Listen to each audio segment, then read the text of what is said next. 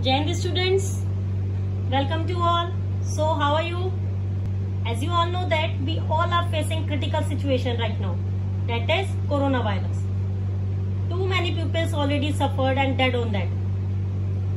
But I am telling to you that in any situation we have to complete our responsibilities. We have to do our responsibilities. So this is the right time to show your courage. So students, as a teacher, I have to give you two messages. One, that is stay at home and make social distancing. Number two, this is the right time to use social networking. I wish notes, lecture videos, online classes, etc. to you. So many things to you. So you can use social networking like WhatsApp, YouTube, etc. Sometimes I will be online and you can ask me the questions in which you are having any problem or any doubt. Otherwise, you can send a message or drop a message. Whenever I see your message or query, I will tell you how to solve that particular problem. So students, be aware, but complete your studies, right? Because we have to fight. And definitely I am damn sure my students will show their courage. So, be safe and stay at home. Now moving ahead in this particular session, we gonna talk about the very first video of chapter Nationalism in India. This is your second chapter in your history book. Before that, you already studied Nationalism in Europe. This chapter is really very interesting. Very interesting chapter. Nationalism in India, totally Indian history. There are so many things which is in this chapter you already know.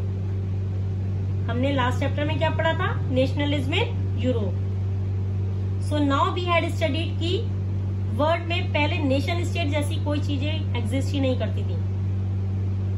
But eventually धीरे धीरे nation states emerge हुए. उसके साथ साथ लोगों का नजरिया चीजों को देखने का बदला. आइडियाज चेंज हुए, ओपिनियंस चेंज हुई, उनके पर्सपेक्टिव चेंज हुए. There were changes in their understandings overall. ठीक है. और साथ ही साथ they had developed a sense of identity and developed a sense of belongings. तो नए नए सॉन्ग्स कंपोज हुए, नए नए आइडियाज आए. There were new symbols, there were new icons which had come up. Clear? उसके साथ साथ there were the boundaries of the communities were redefined. Boundaries of the communities, ये मेरा मतलब यहाँ पर लैंड बाउंड्रीज से बिल्कुल भी नहीं है. Don't go to the wrong track, गलत मत समझना. This is all about the mental boundaries. कैसे? लोगों के ओपिनियंस, लोगों का थॉट प्रोसेस एकदम चेंज हो चुका था. लोगों ने there were sense of belongingness in people. So now people had started thinking that we have an identity. Clear? So India के अंदर क्या था? जैसे जैसे मॉडर्न नेशनलिज्म आया, वो आया क्यों था? बेसिकली वो एंटी कॉलोनियल मूवमेंट की वजह से आया. तो everybody thought that there had to be unity. Everybody has to stand together and work for freeing our nation. लेकिन अगर हम यूनिटी के साथ नहीं खड़े होंगे तो कुछ नहीं हो पाएगा. So there were many struggles which were taken, which the people undergone. The people had undergone. बहुत सारी उन्होंने स्ट्रगल्स करी एंड फाइनली हम इंडिपेंडेंट हुए 1947 में. सबको पता है, लेकिन उससे पहले फ्लैशबैक में जाते हैं थोड़ा सा. बहुत लंबी स्टोरी है. ठीक है. So listen carefully students. In this particular session we talked about the first world war, Khilafat movement, non cooperation movement, and then there were so many satyagraha which were taken up by our hero. So हमारे hero कौन है? Tell me, Mahatma Gandhi. And then we started towards the civil disobedience movement. We had developed a sense of collective belongingness. All of these things would be covered in this particular video. अब बात करते हैं first world war की. तो 1919 के बाद basically क्या हुआ था? बहुत ज्यादा एक नया टर्न आ चुका था हमारे यहाँ पर. लोगों के नजरिए में, लोगों के जैसे वो चीजें कैरी आउट करते हैं उसमें. तो there were so many new social groups which were being formed that the struggles were changing. मतलब अब लोगों को डेस्परेटली चाहिए थी इंडिपेंडेंसी. और उसके लिए वो पूरी एड़ी चोटी का जोर लगा रहे थे, हर एक टाइप की स्ट्रगल्स करने के लिए वो तैयार थे। तो अब ये टाइम था फर्स्ट वर्ल्ड वॉर का। फर्स्ट वर्ल्ड वॉर कब शुरू हुई थी? 1914 में। All of us noted that students, 1914 में हमारी फर्स्ट वर्ल्ड वॉर शुरू हुई थी, जिसकी वजह से बहुत ज्यादा इकोनॉमिक और पॉलिटिकल टेंशंस क्रिएट हो गई थी। क्यों? अब भाई वॉर हो रही थी तो उससे चलते जितने भी हमारे डिफेंस एक्सपेंडिचर थे वो बहुत ज्यादा इंक्रीज होने लगे थे, बहुत इंक्रीज हो रहे थे हमारे defence expenditure. So how was this financed? Because financed by war loans. Taxes increase हो गए थे, कस्टम ड्यूटीज इंक्रीज हो गई थी, और साथ ही साथ एक नया टैक्स इंट्रोड्यूस हो गया था, that was called the income tax. तो यहाँ पर इन्होंने इनकम टैक्स इंट्रोड्यूस कर दिया था, कस्टम ड्यूटीज रेज हो गई थी, सारे के सारे जितनी भी कॉमोडिटीज थी, चीजें थी, वो सारी की सारी महंगी हो गई थी, सब चीजों के प्राइसेस बढ़ गए थे। क्लियर? और साथ ही साथ क्या हुआ था, बेसिकली डबल्ड हो गए थे ये चीजों के प्राइसेस ऑलमोस्ट। अगर हम देखें तो 1913 से आते आते अप टू 1918 तक the prices of the commodities were just doubled, और इससे डेफिनेटली लोग बहुत ज्यादा परेशान हो रहे थे। also साथ ही साथ क्या हुआ, जो विलेजर्स थे उनको फोर्स किया गया that you had to serve army as a soldier और to join army as a soldier. Definitely वो उनकी विल के अगेंस्ट था, तो उनको गुस्सा भी आना उनको मतलब बहुत ज्यादा उनको गुस्सा आ रहा था कि भाई ये क्या बात है। लेकिन वर्ल्ड वॉर का टाइम था तो लोग तो चाहिए थे ना लड़ाई करने के लिए, because wars are definitely very destructive, right. So अब लोग ऑलरेडी गुस्सा तो थे ही, और साथ ही साथ क्या हुआ, क्रॉप फेलियर हो गया। क्रॉप फेलियर बहुत सारे पार्ट्स में हुआ था हमारे यहाँ पर इंडिया में, बहुत ज्यादा मैसिव शॉर्टेजेस आ गई थी फूड ग्रेन्स की, क्रॉप्स वर फेल्ड, एंड जिसकी वजह से बहुत ज्यादा ह्यूज शॉर्टेजेस आ गई थी। There were huge shortages of food grains. साथ ही साथ एपिडेमिक्स आ गया था, जिसकी वजह से मतलब approximately near by 12 to 13 million peoples were dead. Student 12 to 13 million peoples बहुत ज्यादा होता है, राइट। तो लोग बहुत ज्यादा परेशान हो चुके थे, यार ये प्रॉब्लम्स कब खत्म होंगी, हमारी स्ट्रगल्स कब खत्म होंगी, इन सभी चीजों को लेकर वो बहुत ज्यादा परेशान चल रहे थे। नाउ व्हाट हैपेंड, अब हमारे हीरो आते हैं पिक्चर में। हमारे हीरो कौन है? महात्मा गांधी। तो महात्मा गांधी जनवरी 1915 में आ गए थे इंडिया में, साउथ अफ्रीका से आए थे ये, और उन्होंने साउथ अफ्रीका के अंदर भी सत्याग्रह करा था against the racist regime, and then that was definitely successful. वो सक्सेसफुल भी बहुत ज्यादा हुए थे वहां पर। तो उन्होंने सोचा कि वो इंडिया में भी सेम आइडियाज अडॉप्ट करेंगे। सत्याग्रह बेसिकली होता क्या?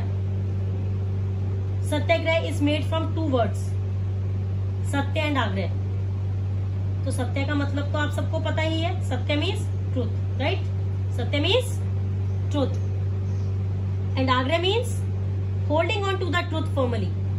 ठीक है, होल्डिंग फर्मली। किससे होल्ड करना हमें? Holding firmly to that truth. तो बेसिकली क्या था कि ना गांधी जी थॉट कि अगर कोई भी हमें स्ट्रगल, मतलब हम अगर स्ट्रगल कर रहे हैं, अगर हमारा कॉज इज ट्रू, अगर हम इनजस्टिस के अगेंस्ट अपनी वॉइस रेज कर रहे हैं, तो हमें कोई भी फिजिकल फोर्स लगाने की जरूरत नहीं है अपने सामने वाले ऑप्रेसर को हराने के लिए। हम खुद पे खुद जीत जाएंगे। सच्चाई हमेशा जीतती है। किसकी जीत होती है? हमेशा सच्चाई की, राइट। हमने हमेशा सुना भी है, truth always win. So here also हमें कोई भी फिजिकल फोर्स, कोई भी वायलेंट अडॉप्ट करने की कुछ भी जरूरत नहीं है। If our cause is true, तो हम definitely we will be winning, we will have a victory. तो अब क्या था इस स्ट्रगल से, एंड ही आल्सो सेड किसी को भी हमें फोर्सफुली ये चीजें नहीं बोलनी कि भाई यही है, यही ट्रूथ है, यही एडमिट करना है। No, rather we have to prove that. हमें उनको उनके सामने सारी सिचुएशंस रख देनी है, and then we are the best जज, राइट। उन्होंने क्या किया? उन्होंने इसके बाद एक सत्याग्रह को जगह जगह घूमकर 3 एक्सपेरिमेंट्स करे, 3 मूवमेंट्स चलाए। अब वो क्या थे? बहुत आसान है इसको याद करना। एक सिंपल तरीका निकाला है मैंने, जिसको मैं आपको याद करने में बहुत इजीएस्ट वे है आपके लिए। So I will show.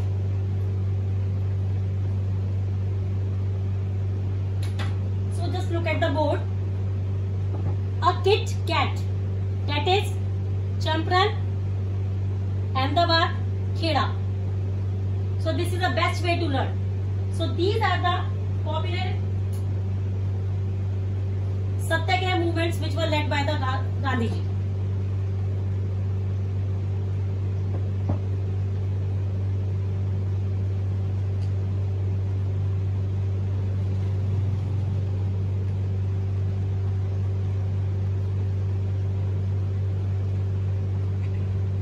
Kit Kat is basically Champaran, Ahmedabad and Kheda.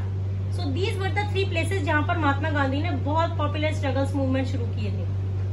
तो द फर्स्ट प्लेस जहाँ पर उन्होंने सत्याग्रह मूवमेंट शुरू किया था, that was the Champaran. Champaran था. चंपारण में इन 1916 में क्या हुआ था? सत्याग्रह.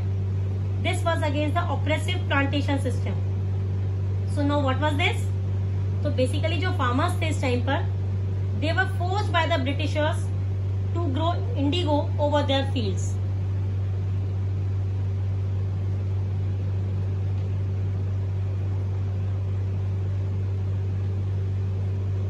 Clear? अब इंडिगो क्या होता है? Indigo is basically natural dye, purple violent in colour. Indigo colour की डाई होती है. So now farmers were forced to produce that, और साथ ही साथ उनको कुछ पैसे भी नहीं देते थे. सो दे वर वेरी बहुत ज्यादा उनको गुस्सा आ गया था कि भाई ये क्या बात होती है, हमारा लैंड सब कुछ हमारा, और हम इनकी बातें क्यों माने, इनकी मर्जी क्यों चलेगी हर समय. तो बेसिकली ब्रिटिशर्स एक्चुअली इस इंडिगो का करते क्या थे? वो एक्सपोर्ट्स करते थे इस इंडिगो को. Clear?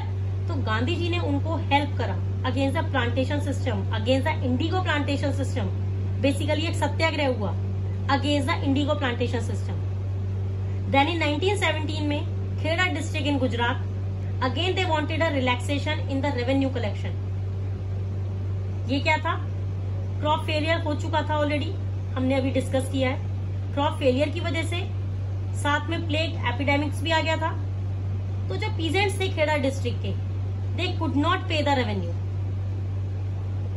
Clear? Because they could not pay the revenue, so Britishers were very much they were very, उन्हें बहुत ही ज्यादा वो ऐसे थे कि रेवेन्यू तो आपको पे करना ही पड़ेगा. सो क्या हुआ कि अब रेवेन्यू तो हो ही नहीं रहा था. इसके अगेंस्ट उन्होंने आवाज उठाई पीजेंट्स ने. उन्होंने सत्याग्रह मूवमेंट करा and then they demanded a relaxation in the revenue collection. ठीक है? अब देन क्या हुआ 1918 में? 1918 में अहमदाबाद में इन गुजरात कॉटन मिल वर्कर्स के सपोर्ट में गांधी जी ने क्या करा? सत्याग्रह चलाया. अब यहाँ पर क्या था? अब जो कॉटन मिल वर्कर्स थे उनकी ना वेजेस बहुत कम थी, एक्चुअली बहुत ज्यादा कम उनकी वेजेस थी. लेकिन प्राइजेस हर चीज के बहुत ज्यादा डे बाय डे इंक्रीज हो रहे थे. हर चीज के प्राइजेस बढ़ रहे थे. सपोज अगर मेरी इनकम 10 रुपीज है तो मेरे खर्चे पहले 5 रुपीज थे, but because of the rise in the prices my expenditure were gone up to ₹9. No my income is fixed ₹10, but my expenditure were gone up to ₹9. So my expenditure had risen. So then इसके against cotton mill workers ने सत्याग्रह किया and Gandhi ji supported them. Clear students? तो जो सबसे पहला popular struggles था, हमारा जो पॉपुलर सत्याग्रह था वो कौन सा था? 1916 में चंपारण में जो हुआ था in Bihar. And all these सत्याग्रहs were very very successful at this time by Gandhi ji.